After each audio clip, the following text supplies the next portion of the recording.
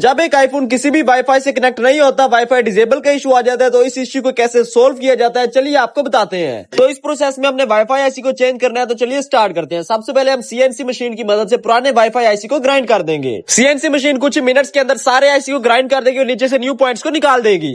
IC जैसे ही motherboard के ऊपर से पूरी तरह रिमूव हो जाएगा और नीचे से न्यू पॉइंट्स निकल आएंगे, तो हमने काव्य की मदद से दोबारा पॉइंट्स बनाने हैं और फिर उसके ऊपर न्यू वाईफाई आईसी को सोल्ड करना है। उसके बाद आपका फॉल्ट इंशाल्लाह ताला क्लियर हो जाएगा। इस तरह की जदीद तरीन मशीनरीज पर अगर आप मोबाइल रिपेयरिंग प्रैक्टिकली खुद करना चाहते हैं, तो आप विजिट कर सकते हैं Punjab mobile repairing and training centre.